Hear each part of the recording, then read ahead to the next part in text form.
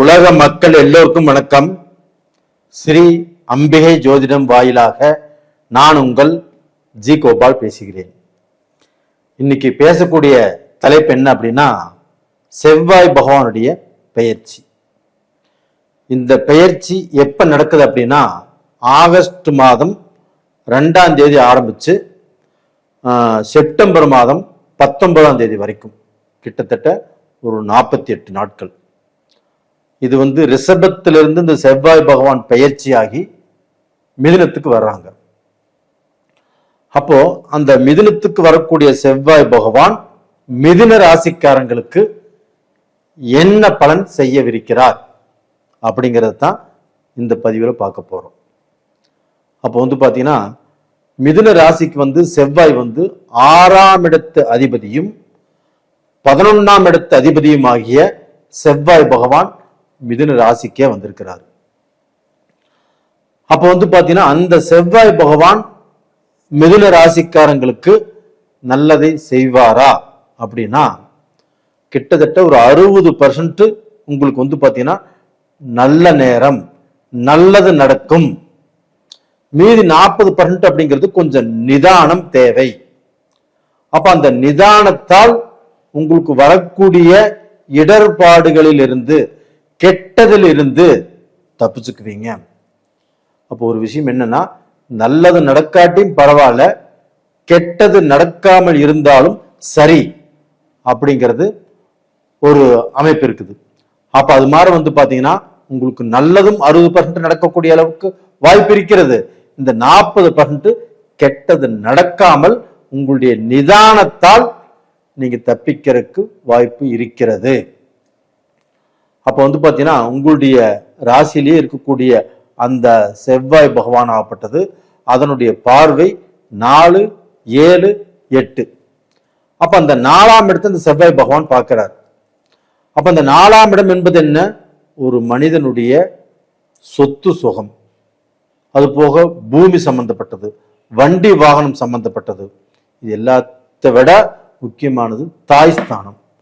அப்போ பாத்தீங்கன்னா, அந்த தாய்க்கும் உங்களுக்கும் இருக்கக்கூடிய அந்த உறவு முறைகள் இப்போ பாத்தீங்கன்னா, கடந்த பீரியட்ல கண்டிப்பாக அந்த செவ்வாய் பகவான் 12ஆம் இடத்துல இருந்து உங்களுக்கு பாத்தீங்கன்னா பல ரூபத்திலையும் விரயத்தை கொடுத்தாரு, நஷ்டத்தை கொடுத்தாரு. நீங்க 1 லட்ச ரூபாய் சம்பாரிச்சீங்கன்னா 9 லட்ச ரூபாய்க்கு உங்களுக்கு பிரச்சனையை தேடி கொண்டு வச்சாரு. அப்ப நீங்க எவ்வளவு சம்பாதிச்சாலும், எவ்வளவு முயற்சிகள் பண்ணினாலும், எவ்வளவு கஷ்டப்பட்டு நம்ம முன்னேற்ற பாதையில வரோம்னு சொல்லி நீங்க திட்டமிட்டு செலவு செய்தாலும் திட்டமிட்ட மாதிரி எதுவுமே நடக்கல. அது போக உங்களுக்கு தாய் வழி உறவுல பாத்தீங்கன்னா மனஸ்தாபம், மனசங்கடம், உங்க 2 பேர்த்துக்குமே கருத்து வேற்றுமைகள். இந்த பீரியட்ல அந்த கருத்து வேற்றுமைகள் கண்டிப்பாக குறையும். அப்போ பாத்தீங்கன்னா, தாய்க்கு இருக்கக்கூடிய உடல் பிணிப்பீடைகள் கண்டிப்பாக தீரும். உங்களுக்கும் தாய்க்கும் மனஸ்தாபங்கள், மன கஷ்டங்கள் இருந்து ஒருத்தருக்கொருத்தர் பேசாமல் இருந்திருந்தாலும் இப்போ பாத்தீங்கன்னா எல்லாரும் பேசிக்குவீங்க. அந்த நல்ல உறவு முறைங்கிறது கண்டிப்பா நல்லபடியாக போகும். அது போக நம்ம தாய்க்கு எதுவுமே நல்லது செய்யலையே, இனிமேலாவது நம்ம செய்யலாம். உங்களுக்கு வேலை, குடும்பம், இது மாதிரி விஷயத்தையும் நீங்க பார்த்துட்டு இருந்திருப்பீங்க. அப்ப நம்ம தாயை பத்திய சிந்தனை இருந்தாலும், அவங்களுக்கு ஏதோ சில நல்லது செய்யணும் நினைச்சிருந்தாலும் செய்ய முடியாத சூழல் உங்களுக்கு வந்திருக்கும். ஆனா இந்த பீரியட்ல அந்த தாய்க்கும் உங்களால முடிஞ்ச நல்லதை செய்யக்கூடிய அளவுக்கு இப்ப டைம் ஒர்க் அவுட் ஆயிரும். அது போக பாத்தீங்கன்னா, இப்போ 7ஆம் இடத்தை அந்த செவ்வாய் பகவான் பார்க்கிறாரு. அப்ப அந்த 7ஆம் இடத்தை செவ்வாய் பகவான் பார்க்கும்போது, அந்த 7ஆம் இடம் என்பது கலஸ்திரஸ்தானம். அப்போ பாத்தீங்கன்னா, ஒரு ஆணுக்கும் பெண்ணுக்கும் அந்த உறவு முறைகள் சம்பந்தப்பட்டது, திருமணம் சம்பந்தப்பட்டது, வீட்டுக்கு வரக்கூடிய புதிய உறவு சம்பந்தப்பட்டது. அப்போ அந்த இடத்தை அந்த செவ்வாய் பகவான் பார்க்கும்போது, நாம இப்போ திருமண காரியங்களில், இப்போ ஒரு பொண்ணு பார்க்குறோம், இல்லை ஒரு மாப்பிள்ளை பார்க்குறோம், இந்த விஷயத்துல நீங்க முடிவு எடுப்பது அப்படிங்கிறது கொஞ்சம் நிதானமாக யோசனை செய்து முடிவெடுப்பது அப்படிங்கிறது நல்ல விஷயம்.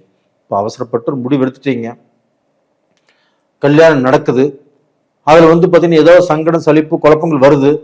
அப்போ யோசனை பண்ணுவீங்க, நம்ம வந்து பார்த்தீங்கன்னா நிதானமாக முடிவெடுக்கல, அவசரப்பட்டு முடிவெடுத்தோம், இது மாதிரி ஃபிக்ஸ் பண்ணோம், இது மாதிரி ஆயிப்போச்சே அப்படிங்கிற குழப்பங்கள் உருவாகும். அதனால வந்து பார்த்தீங்கன்னா கொஞ்சம் நிதானம் இப்போ தேவை. அது போக பார்த்தீங்கன்னா இந்த செவ்வாய் பகவான் உங்களுடைய ராசியிலேயே இருக்கிறதுனால நீங்க வந்து பார்த்தீங்கன்னா உங்களுக்கு வந்து இப்போ படபடபடன்னு இருக்கு. இப்போ அது போக கொஞ்சம் நிதானம் கம்மியாகும், கொஞ்சம் வேகம் ஜாஸ்தியாக இருக்கும். அது போக உங்கள் நண்பர்கள்கிட்ட பேசுகிறதோ, உங்கள் மனைவி கிட்ட பேசுகிறதோ, உங்களுடைய உறவுக்காரங்கிட்ட பேசுகிறதோ எதையுமே வந்து பார்த்தீங்கன்னா அவங்க எல்லாருமே வெறுக்கக்கூடிய அளவுக்கு நீங்கள் வந்து பார்த்தீங்கன்னா பேசக்கூடிய விதம் சரி இருக்காது. இதே வந்து பார்த்தீங்கன்னா மனைவிகிட்ட பேசினா ஒத்துக்குவாங்க, மக்கள்கிட்ட பேசினா ஒத்துக்குவாங்க. இதே உறவுக்காரங்கிட்ட பேசினா ஒத்துக்குவாங்களா, உங்கள் நண்பர்கள்ட்ட பேசினா ஒத்துக்குவாங்களா? கண்டிப்பாக ஒத்துக்க மாட்டாங்க. இதனால உங்களுக்கு வெளியிலிருந்தும் சில பிரச்சனைகள் வருவதற்குண்டான வாய்ப்புகள் இந்த செவ்வாய் பெயர்ச்சியில இந்த 48 நாட்கள் அப்படிங்கிறது உங்களுடைய வாய் பேச்சு அப்படிங்கிறது ரொம்ப ரொம்ப முக்கியம். ரொம்ப நிதானமாக ஒருத்தரை அனுசரித்து பேசணும். அது இல்லாமல் உங்க மனைவி கிட்ட வந்து பார்த்தீங்கன்னா எடுத்தறிஞ்சு பேசுறதோ, உங்க மகனை எடுத்தறிஞ்சு பேசுறதோ, அவங்க கிட்ட இருந்து வெறுப்பை சம்பாதிச்சுக்குவீங்க. ஆனா வந்து அப்படிப்பட்ட மனசு உங்ககிட்ட இல்லை. எல்லாரும் நல்லா இருக்கணும், எல்லாரும் நல்லா வாழணும், எல்லாரும் சந்தோஷமா இருக்கணும் அப்படிங்கிறது தான் உங்களுடைய எண்ணங்கள்.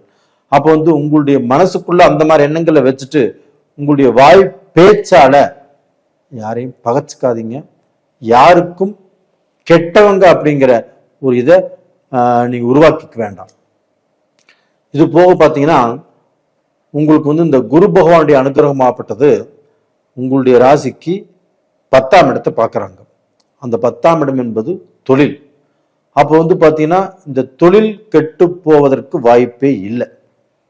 ஏன் அப்படின்னா அந்த 10ஆம் இடத்தை அந்த குரு பகவான் பார்க்கறதுனாலையும், அந்த தொழிலை கொடுக்கக்கூடிய கிரகம் சனி பகவான், அந்த சனி பகவானையும் குரு பகவான் பார்க்கறதுனாலையும் உங்களுக்கு வந்து பணம் வரக்கூடிய வழிகள் நல்லா இருக்கும். ஆனா கடந்த காலத்துல அந்த செவ்வாயாகப்பட்டது 12ஆம் இடத்துல இருந்து உங்களுக்கு வந்து 11ஆம் இடத்து அதிபதியான செவ்வாய் பகவான் 12ஆம் இடத்துல இருந்து உங்களுக்கு வந்து பார்த்தீங்கன்னா நிறைய நஷ்டத்தை கொடுத்தாரு. உங்களுக்கு எதிர்பாராத செலவுகளை கொடுத்தாரு. காரணமே இல்லாத செலவுகள் வந்துச்சு உங்களுக்கு. இப்போ அது எல்லாமே வராமல் உங்களுடைய வாழ்க்கையில நீங்க நினைச்ச மாதிரியான ஒரு வாழ்க்கையை வாழ்வதற்கு வாய்ப்பு இருக்கிறது. இதுல வந்து பாத்தீங்கன்னா திருவாதிரை நட்சத்திரத்துல பிறந்தவங்க, ராகுவுடைய நட்சத்திரத்துல பிறந்தவங்க, இவங்களுக்கு வந்து பாத்தீங்கன்னா செவ்வாய்க்கு இவங்களுக்கும் சேராது.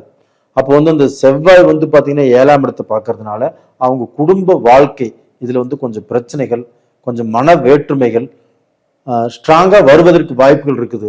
அதனால வந்து பாத்தீங்கன்னா இந்த பீரியட்ல நீங்க வந்து பாத்தீங்கன்னா முருக பகவானுக்கு, அதாவது திருச்செந்தூர் முருகனுக்கோ இல்லைன்னா வந்து பாத்தீங்கன்னா உங்க வீட்டுக்கு அருகாமையில் இருக்கக்கூடிய முருகர் கோயிலுக்கோ சஷ்டி நாள்லயோ செவ்வாய்க்கிழமை நாள்லயோ நீங்க போய் வணங்கிட்டு வர்றது ரொம்ப ரொம்ப நல்லது, ரொம்ப ரொம்ப முக்கியமும் கூட. மற்ற மிருகசீரிடம் புனர்பூஷம் இந்த நட்சத்திரக்காரங்களுக்கு அவ்வளவுக்கு பெருசாக பாதிக்கிறதுக்கு வாய்ப்புகள் இல்லை. நீங்களும் உங்களுடைய குலதெய்வத்தை வணங்கலாம். அதுபோக இந்த முருகப்பெருமானையும் கண்டிப்பாக வணங்குங்க, நல்லா இருப்பீங்க. இதுபோக உங்கள் ஜென்ம ஜாதகத்தில் நடக்கக்கூடிய தசா புத்திகள் எப்படி இருக்குதுன்னு பார்த்துக்கோங்க. நேயர்களே, உங்களிடமிருந்து விடைபெறுவது உங்களின் ஜி கோபால். நன்றி, வணக்கம்.